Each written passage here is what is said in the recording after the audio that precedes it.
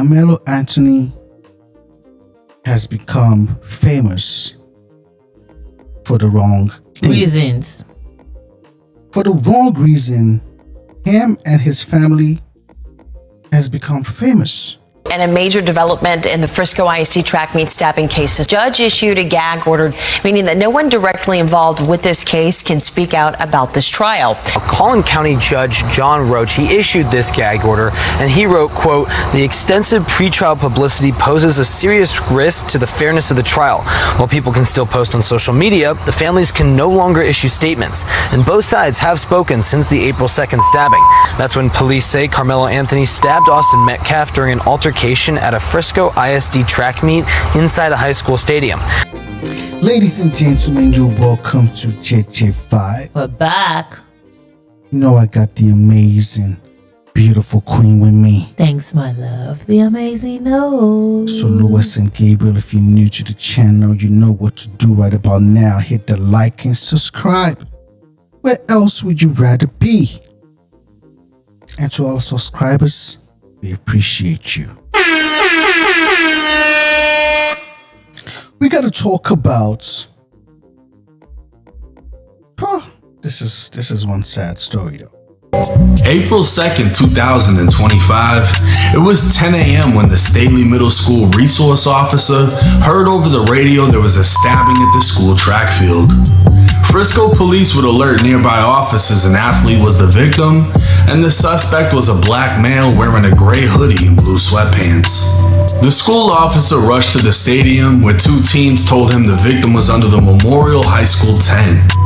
Approaching the tent, an adult would point out the suspect, who remained on the track separated from the officer by a chain link fence. The officer commanded the suspect to keep his hands in the air, and the suspect complied, saying, "I was protecting myself." As the officer placed the suspect in handcuffs, the suspect said, "He put his hands on me." The officer sat the suspect on the ground while advising backup over the radio. He had the alleged suspect.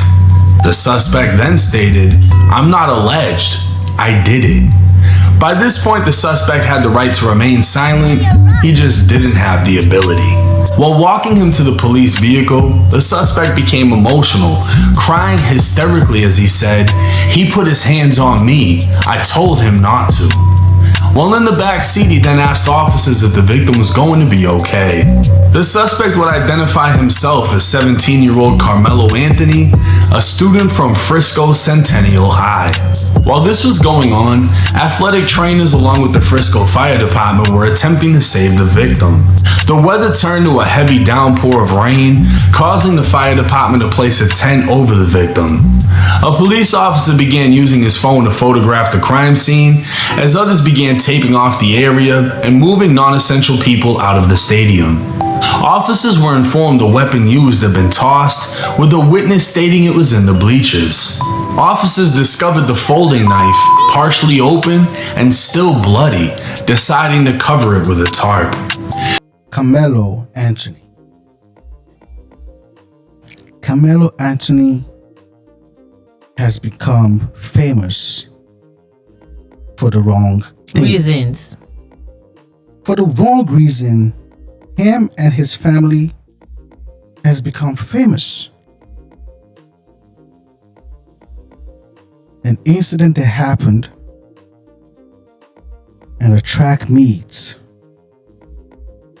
that led to somebody unalive. Oh my God.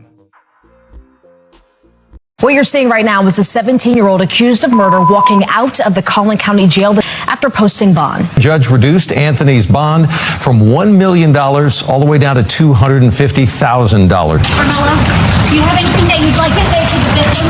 Carmelo Anthony emerged from the Collin County Jail 13 days after his arrest for the murder of Austin Metcalf.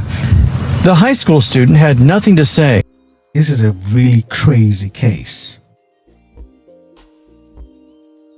Carmelo is saying he was trying to protect himself. A Collin County grand jury indicted 18-year-old Karmelo Anthony with first-degree murder. He's accused of stabbing 17-year-old Austin Metcalf at a Frisco track meet earlier this year. Anthony was 17 at the time of the stabbing, and he's being tried as an adult. The Collin County District Attorney's Office released a rare video statement about the indictment. Anthony's defense attorney also put out a video statement reiterating Anthony's claims that he acted in self-defense. Now, according to police reports, Austin Metcalf and Carmelo Anthony were here at this track meet. Austin Metcalf told Anthony he needed to move out from under their team's tent when Anthony grabbed his bag, reached inside, and told Austin, quote, "Touch me and see what happens." The police report states Metcalf grabbed Anthony to tell him to move. Anthony pulled out a knife, stabbed Metcalf once in the chest, and ran. Metcalf died in his twin brother's arms. In a statement, Metcalf's father says, "I am pleased that we are moving forward. With the first-degree murder indictment, it now goes into the court system. I fully believe that justice will be served for Austin Metcalf. I look forward to the forthcoming trial, but it will never bring my son back." And according to what's out here, they were saying there was no need for him to be that aggressive. This was a stabbing. And the victim is not alive anymore. To defend himself. This is crazy. Frisco ISD is releasing surveillance video of the stabbing at the track meet that led to the death of a student back in April, but only under very strict conditions. So through open records, they will allow whoever requests it to view that video, but no recording whatsoever is allowed. It shows everything from the moments leading up to the stabbing to the medical response to then the beginning of the police investigation. Okay, and it lasted several minutes is what they showed you. It did, about 30 minutes. Okay, so let's start in the beginning now and talk a little bit about what you saw at the front end of that video, because you got to see the attack, the actual stabbing took place. So I started watching about 9:53. The camera shows half of the field. So it's about from the 50-yard line on, and the tent where it happened was kind of right in front of the 50-yard line, but the camera is down here. Okay. It's positioned across the field. So everybody in the video, you can tell there are kids or adults, but no one's identifiable. So a long shot is what a long shot, yeah. So a couple minutes in, and you actually see the altercation take place. Yes, everything leading up to it, everyone's milling about. It seems very normal, and then right at 9:55, that's when there's this explosive movement or action between two people under the tent, and that's when the employees in the room told me that's when the stabbing happened at 9:55. Right, and you were talking about people kind of start to scatter at that moment. Obviously, something went wrong. And so what happens next? Because now, a little bit later on, that's when the ambulance shows up. Right, so when the ambulance arrives, it actually comes through near the end zone at the gate, and then it comes up to the 50-yard line directly in front of the tent. You can see Austin Metcalf is right here, but then when they pull up close to the tent, they realize that they can't get the stretcher to him because of the barrier of the bleachers. So at that point, then the paramedics have to get out, and then they have to walk all the way back to the end zone. This is actually, on the next slide. They have to go all the way back to the end zone and then come all the way back. That takes another couple of minutes. So at this point, they've arrived, and they are actively working on Metcalf at that point. And we want to reiterate, we're using some imagery here to sort of denote exactly what was happening here, these little icons that were using the ambulance, because again, the video was not able to be released. You're watching all of this happen, Kelsey, and you're watching the time sort of elapse. What are you thinking about when you see this, especially when you see sort of the issues in getting Metcalf out of there? I mean, I understand why it happened the way it happened. They were still working on him, actually. The thing that really struck me is they're working on him, and that's when you see the rain's coming down heavier, and then they actually pull out the blue tarp. The blue tarp that we saw. Right, and then I noticed the crime scene tape is already up. I was so focused on here, I didn't even see that, but they're building the crime scene actively around him as they're continuing to work on him in the bleachers. Carmelo's become famous. They had a GoFundMe, and a lot of people to I guess GoFundMe now for his lawyer fees. To create the same legal defense that anybody is afforded under these state of Texas laws and Constitution. I believe if Carmelo wants to display his self-defense claim, he should be entitled in a court of law without interference. That's what I believe. Does Karmelo Anthony's family believe he is innocent? I believe Karmelo Anthony's family wants the process for him to correction. I believe that the Anthony family wants to respect this process and get him prepared for his self-defense claim. I believe the Anthony family feels that, yes, Carmelo Anthony is innocent of this, and they are going to support Carmelo Anthony in this entire process in getting prepared. Carmelo Anthony and his family is trying to receive more money for this case. $1.4 million. I just don't understand why they would want more money for this case. I don't know what they need, but I know a lawyer does not cost $1.4 million. That's a lot of money. I don't care what case it is. Maybe they're trying to get the best lawyers available. You ask me, this is a little insane. I don't know what the cost of this whole thing is, but to almost not double the price on your GoFundMe, but almost triple it, seems a little crazy. But and let me be clear, the claims that were used about the public donation to buy a home or anything else are completely false. We have not received a single dime from the Give, Send, Go fundraiser. And the co-founder has stated that clearly. In the reality, we were just notified yesterday that we could begin to withdraw funds. And it still takes several days to receive those funds once a request is made. I don't know why we are being targeted and discriminated against before a fair trial. And there's been crazy reports about what happened to the money. Frisco teen stabbing death case. So the suspect here, Carmelo Anthony, has a new criminal defense attorney. His name is Mike Howard, and he tells us the Anthony family hired him to take over representation. I'm quoting here. He says, "This is an incredibly sad situation for both families. Carmelo and his family ask that this case be allowed to go through our court system and receive a full and fair hearing so that justice may be done for everyone."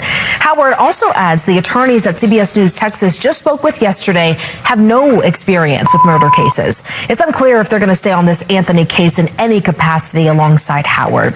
According to a source, their current known attorney, Mike Howard, is more than likely charging a retainer fee of $10,000 to $30,000 and charges $400 per hour. So that's nothing compared to the amount of money they've already raised.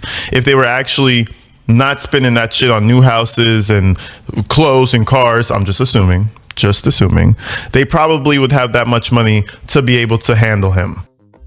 Crazy. And people are angry. People are angry that they're asking for more money when you already got close to $1 million in fundraising now. Carmelo Anthony submitted an indigent packet to the Collin County Court, requesting a court-appointed legal representation as an indigent, financially destitute defendant. Now, interesting. Isn't that interesting?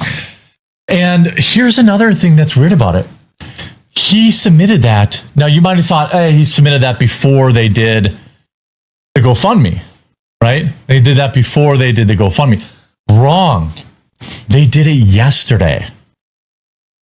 Just 24 hours ago, the Anthony family updated their Give, Send, Go campaign to reflect a need to raise an additional $1.4 million for a legal team.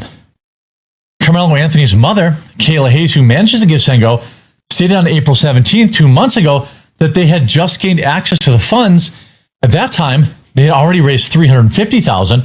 The fundraiser has now reached $538,000. According to a source, their current known attorney, Mike Howard, is more than likely charging a retainer fee of $10,000 to $30,000, which is not uncommon, and charges $400 to $500 an hour. That's not uncommon. Where'd the money go? Why do they need $1.4 million? Will they be granted indigence and be appointed an attorney with a Give, Send, Go of $1.4 million? Is this considered fraud? They told the court that they're broke, but they raised $539,000, which is way more than they're going to need to defend this case. It's also on top of living in a wealthy multi-million-dollar mansion, which, yes, people say they rented, but the rent in a place like that's $4,000 to $5,000 a month. I would venture to guess. They had enough money that the mom could be a stay-at-home mom. and the dad was the sole breadwinner. So he was making big money. It's very curious. And then you see, on the indigent package, here's the mom on the 17th saying they had already received $300,000. We were just notified yesterday that we could begin to withdraw funds. And it still takes several days to receive those funds once a request is made. I've confirmed that they got the money. So they already have that $300,000. Presumably, they have the next $250,000. So did they blow $500,000 in 3 months? What did they spend it on? Like, this is crazy. This is a crazy case. Like, nobody's talking about the family that lost their child. Mm-hmm. There's no sympathy for that family. It's become a race conversation, a race talk. Yep. The case has gained national attention and set off a social media firestorm. Much of what's swirling around online is misinformation. This could be one reason why both sides chose to record statements on such a procedural matter. But somebody lost their life here. Yep.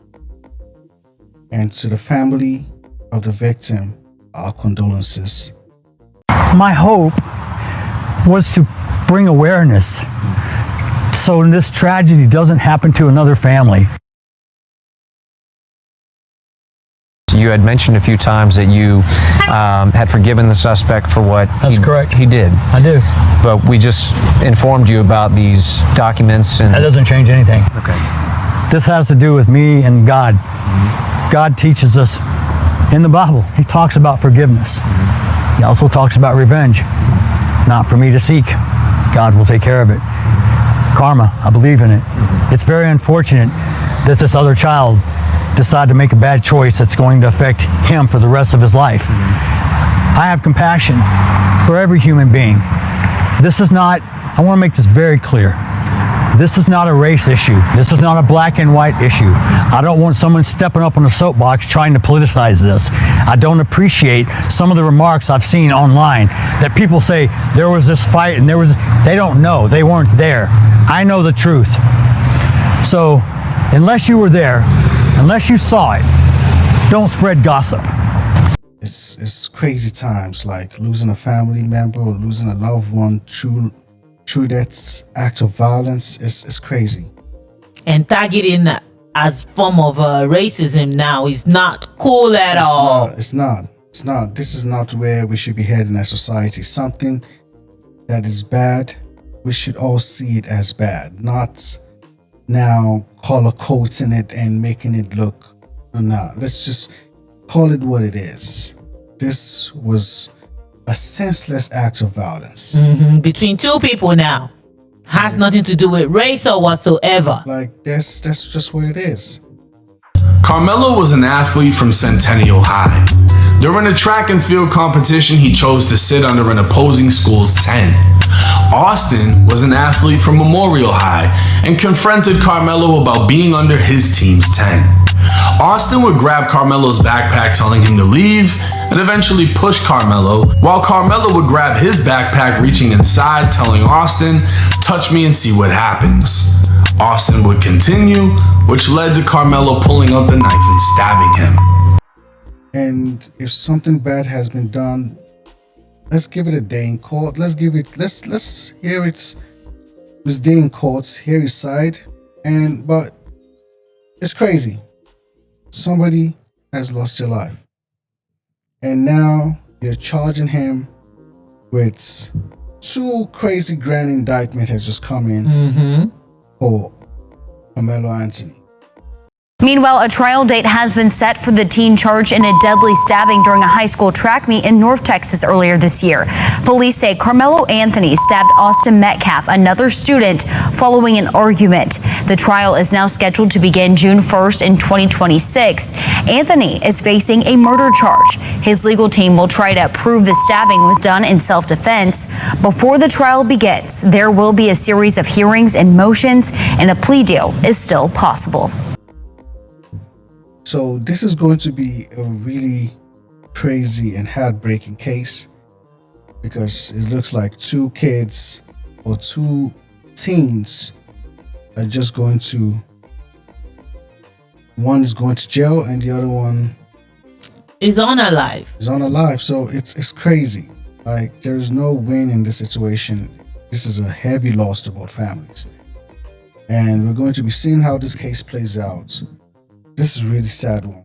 The Frisco Independent School District has now notified families that their students' personal information is being handed over to the court because they may have witnessed what happened back in April. Frisco ISD received a court order, a subpoena, demanding a list of the students that were at that April 2nd track meet where the stabbing occurred. Now, typically, schools cannot release this type of information because of privacy laws, but because this is a criminal investigation, the school district is required to comply. This is the email Frisco ISD sent families at Memorial High School, where Austin Metcalf was a student, letting them know their child's name and contact information will be shared with the court. Legal experts say it's standard in cases like this for both the prosecution and defense to reach out to potential witnesses. In this case, those witnesses could be students who were near the tent where the stabbing took place. And the back and forth that has been online when it comes to the family even kicking out the victim's dad when he came to the gathering, it was just sad to see. The father of killed teenager Austin Metcalf showed up to a press conference by Karmelo Anthony's family. After police talked to the father, he left, and the press conference by the president of the Next Generation Action Network started like this. What we've seen at the beginning of this press conference, the father being at this press conference, these are my words, don't quote anybody, is a disrespect to the dignity of his son. And all I'm going to say, so it don't be asked later, is that was disrespectful and just shows you all the character.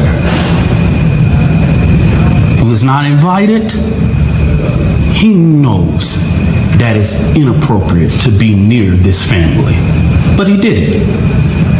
And so I say to people, actions speak louder than words.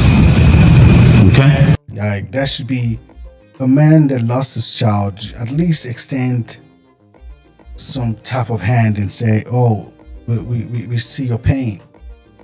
But just kicking him out, and it's crazy. This is not what we should be as a society, but I hope we could do better. So Carmelo is going to be facing crazy charges. Mm-hmm. And his family is asking for more GoFundMe. Mm-hmm. After they've hired an attorney on pro bono now. And people are asking, where all the money? Karmelo Anthony, his family, Drew Anthony, the father of Carmelo, they have decided, or they have opted to, getting a public defender because they're broke. They're poor. They're financially unstable. They're poor. Poverty. You know what I'm saying? Shit is crazy. Right here, we got Sarah Fields with the screenshot. Date 6/25/2025. So while I'm posting videos and everybody's posting videos of what's happening in the now, the family's making moves in the background. And now we're just finding this out the day after. It says event, letter of representation, canceled reason, then it has the judge, comments, everything else is empty. It says event, indigent packet, attorney appointment eligible. So from that, it kind of seems like he's getting a public defender. Like, you have enough money to at least get a good lawyer for this case. But it looks like what it looks like.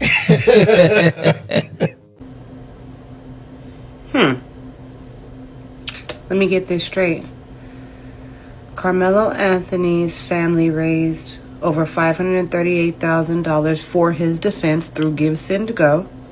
They just upped it to $1.4 million, and Carmelo just filed an indigent packet, which basically is saying that he's financially destitute and doesn't have enough money for his own defense.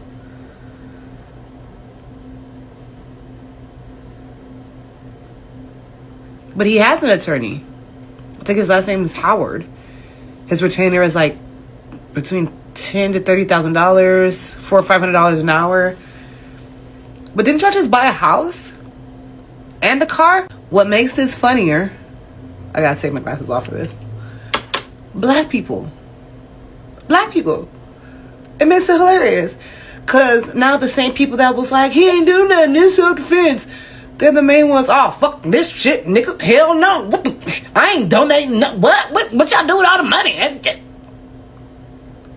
Black people down 100 this year so far. The same people that were like me came at me. Oh, you're a race traitor. You're supposed to stand with him because he's black. And I will never do that, right?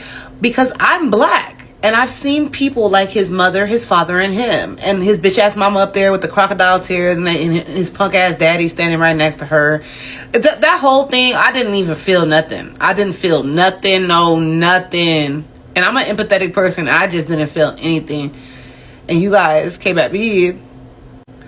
And now you guys see it was all bullshit. And now you're upset. Do better, black people.